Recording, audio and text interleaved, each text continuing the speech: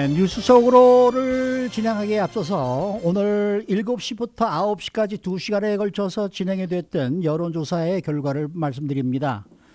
오늘 여론조사는 한국의 서울시장과 부산시장의 이 보궐선거 양쪽 후보들이 모두 확정이 됐다는 소식과 함께 여러분께서는 이번 보궐선거가 문재인 정부에게 힘을 실어주는 선거가 되어야 한다고 생각하십니까? 아니면은 문재인 정부의 독주를 막는 선거가 되어야 한다고 생각하십니까?가 오늘의 여론조사였습니다. 2시간 동안에 394분이 전화를 주셨는데요.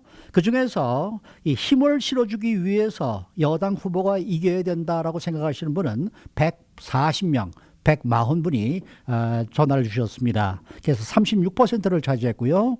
또 문재인 정부의 독주를 막기 위해서 야당 후보가 이겨야 된다라는 데 투표를 해주신 분은 254분입니다. 그래서 64%를 차지했습니다. 자, 미국의 1위 스테이크 체인점이죠. 텍사스 로드하우스의 오너가 코로나19 후유증으로 자살을 하고 말았습니다. 여러 가지 후유증을 겪었는데 특히 귀에서 소리가 들리는 이명 현상이 매우 심각했다고 합니다. 또 코에 뿌리는 코로나19 스프레이 살균제가 개발이 돼 큰 화제가 되고 있는데 2분 안에 99%의 박멸 효과가 있어서 호주와 이스라엘에서 임시 사용 승인이 났습니다.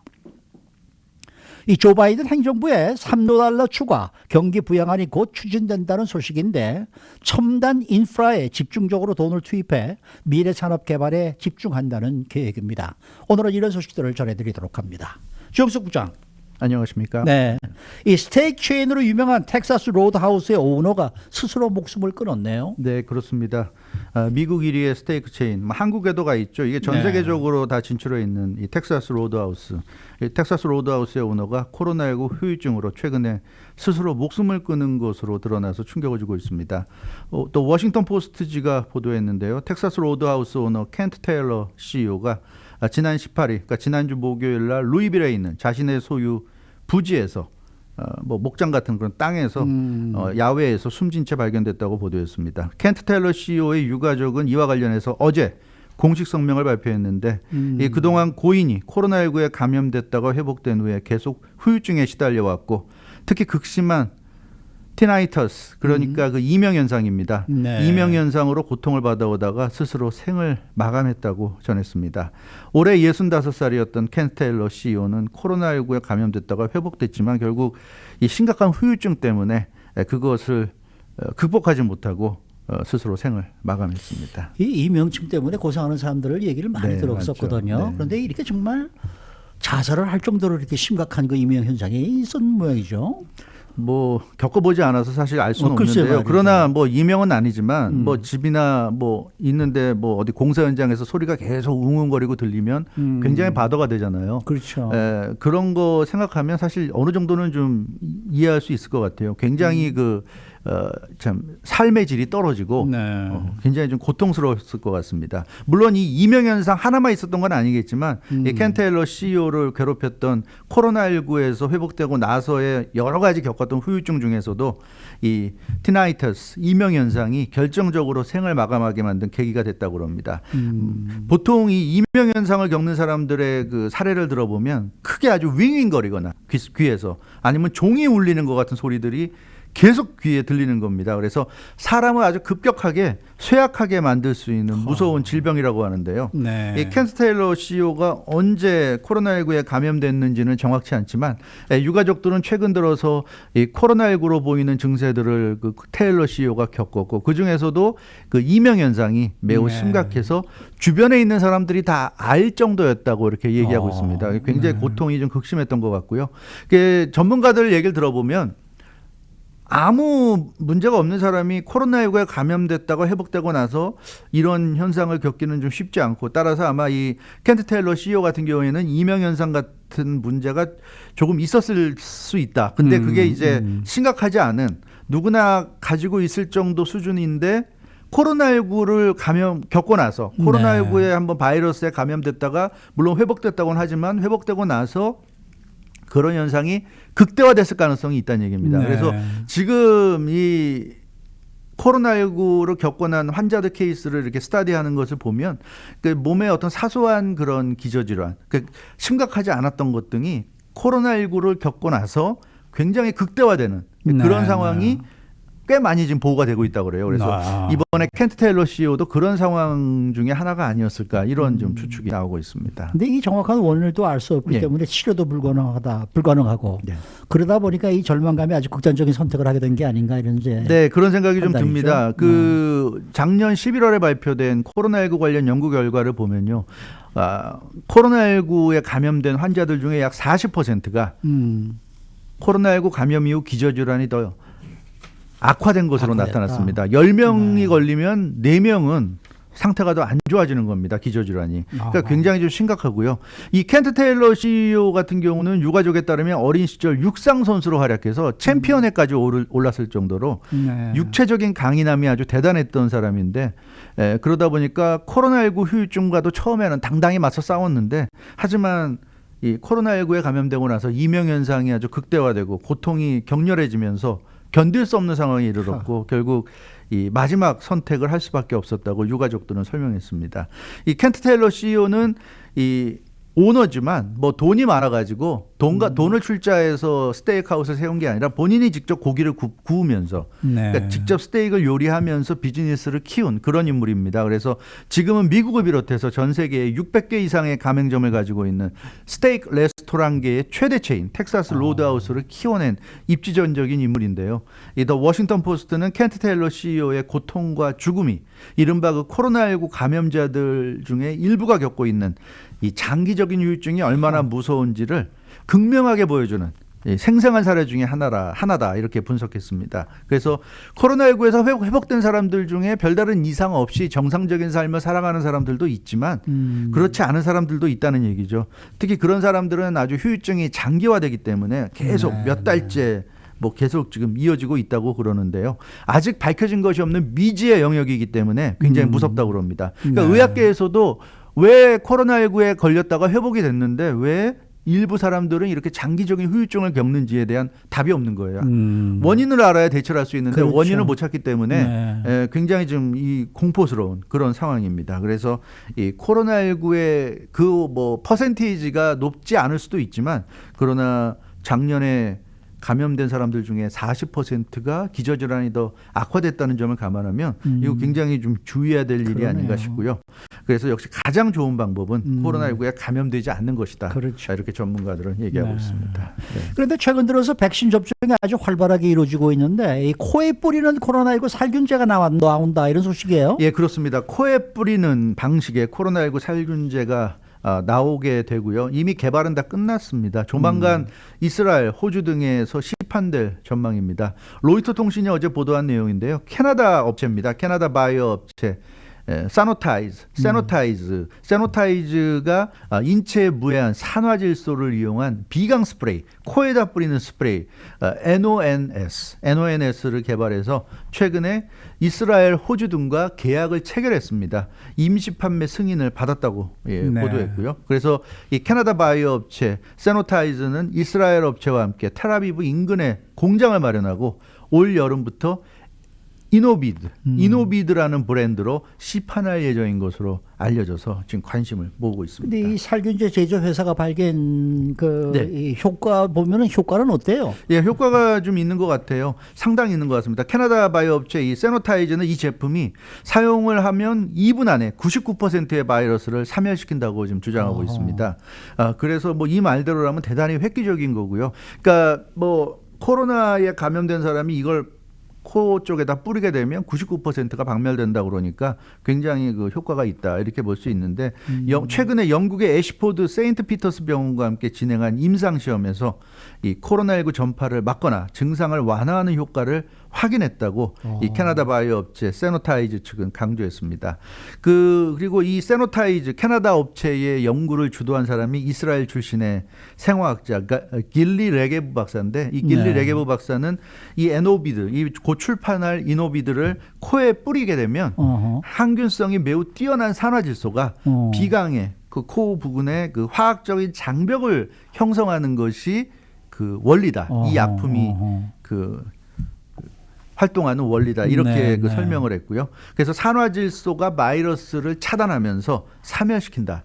이렇게 지금 얘기하고 있습니다. 그러니까 이걸 뿌리게 되면 외부에 있는 바이러스가 코 쪽으로 못 들어가는 거죠. 들어가지도 못하고 안에 있던 것도 다 죽인다. 이제 이런 얘기가 되겠는데요. 이 길리 레게브 박사는 통상 산화질소가 가스 실린더에 담겨서 병원에 공급되는데 이 물질을 통상적인 이 코로나19 바이러스 감염 예방을 위한 실용적인 액상 항균제로 만들려고 한다고 했습니다. 그러니까 뭐 우리가 모기나 이런 것들을 막기 위해서 뭐 에프킬라를 뿌리듯이 그러니까 그런 식으로 생각하면 되고요. 네, 이 걱정되는 건 사람 몸에다가 코 쪽에 뿌리는 거니까 인체에 혹시 좀 유해하면 어떨까 싶긴 한데 혼합된 물질들이 분사될 때 섞여서 그 산화질소가 되는 것이고 모든 재료는 식품 산업에 그러니까 우리가 다 먹는데 사용되는 그런 것들이기 때문에 매우 안전하다 이렇게 좀 얘기하고 있습니다. 그래서 이 말대로라면 상당히 획기적인 게 될 수 있고요.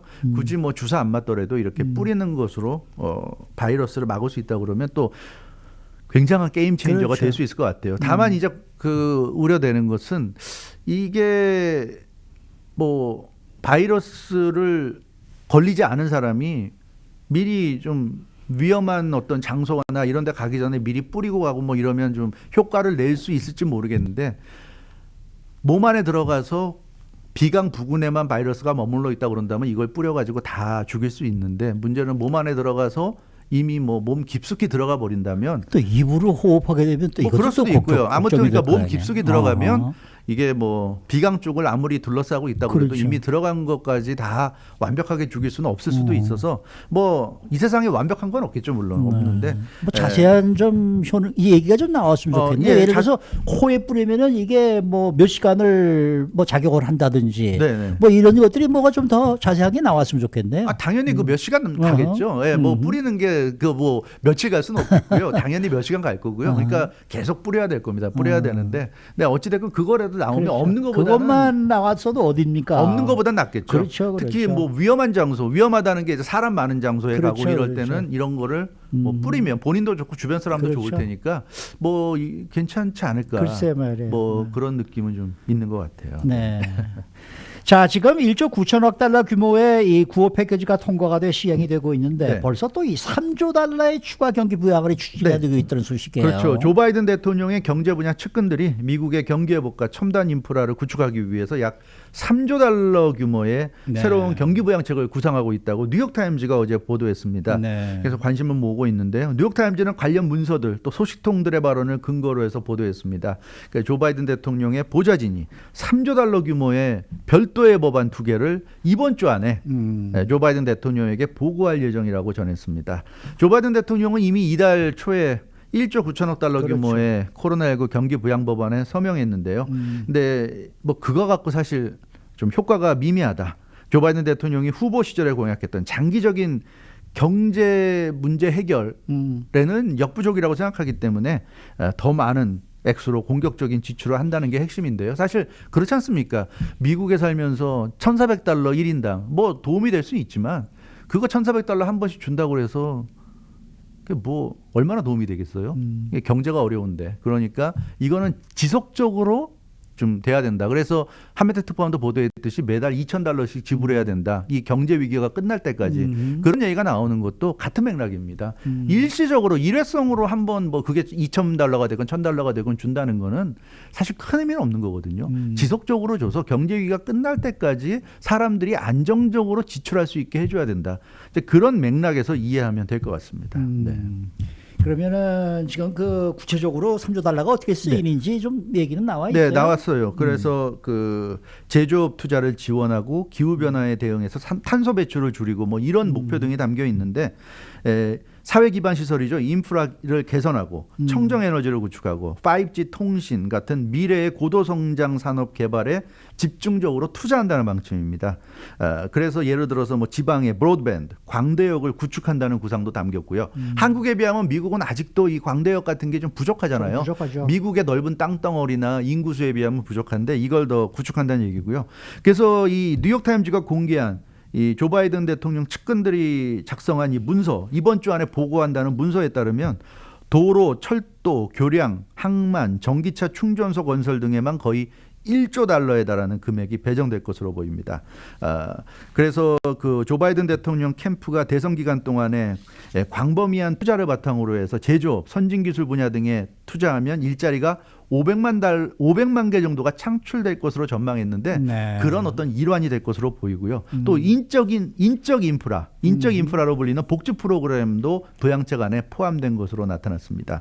그래서 뭐 무료 커뮤니티 컬리지를 무료로 다닐 수 있게 하고 네. 그 유급 휴가 프로그램을 국가가 운영해서 직장인들이 그 휴가 갈 때도 다 유급 휴가를 받을 수 있게, 또 육아 비용 절감 정책, 여러 가지 지원책이 지금 거론되고 있다고 합니다.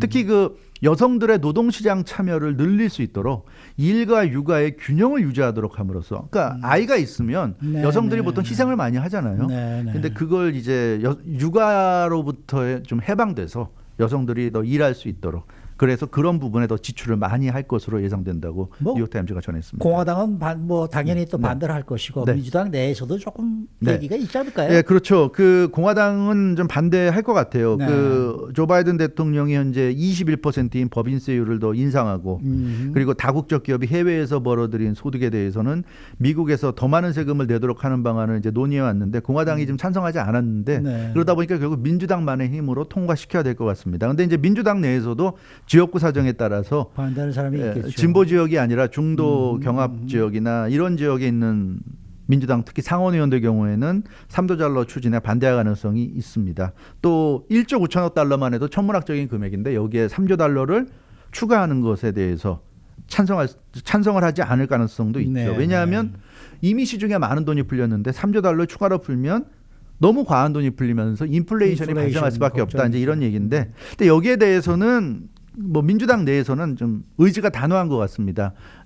어제도 이 시간에도 말씀드렸지만 엘리자베스 워런 상원의원을 중심으로 한 그 진보 핵심, 그 민주당을 지금 장악하고 있는 진보적인 그런 의원들, 버니 샌더스 의원, 또 연방하원에서는 뭐 오카시오 코르테즈 네. 같은, 그러니까 진보적인 의원들의 목소리가 지금 조 바이든 행정부에 굉장히 강하게 반영이 되고 있고요. 그래서 이렇게 될 것 같고, 또 하나는 그런 얘기예요.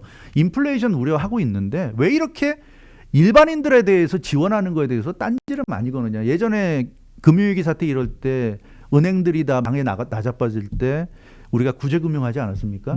뭐 재벌들, 뭐 대기업들 도와주고 은행들 도와줄 때는 아무 소리 안 하다가 왜 일반 서민들 도와준다니까 무슨 뭐 어쩌고 저쩌고 하는데 그렇지 않다는 거죠. 네.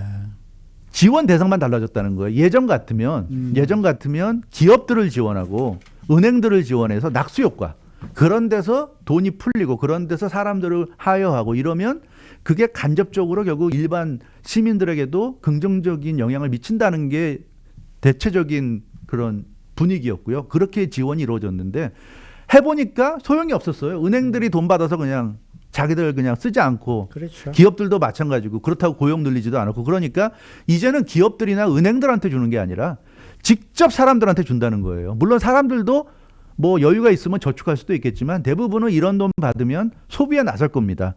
그래야 진짜 돈이 돌면서 소비가 이루어지면서 경제가 살아날 수 있다. 이제 이런 이론이기 때문에 일부의 반대는 있지만 그런 반대는 아마 이런 정책을 펼 때 이미 다 예상을 했던 걸 거예요. 뭐 인플레가 늘어날 수 있고 뭐 너무 많은 돈을 주는 거 아니냐, 다 예상했던 거기 때문에 민주당에서는 아마 전혀 신경 안 쓰고 밀어붙이지 않겠는가. 그러니까 당내에 이제 일부 반대하는 사람들이 목소리가 있을 수 있는데 지금으로 봐서는 대놓고 반대할 사람은 소수일 것 같고요. 그 소수를 설득해가지고 민주당만의 힘으로 통과시키지 않겠는가. 또 지금 아니면 기회가 없죠. 연방상하원을 이렇게 동시에 장악할 그렇죠. 때가 기회죠. 그렇죠. 네, 그렇기 때문에 할 것 같은데 뭐 어찌됐건 지금 당장 힘든 상황이니까 나중에 어떤 문제가 생겨서 좀 어려움이 커지는 것 아니냐. 그럼 그때 가서 걱정하면 되고요.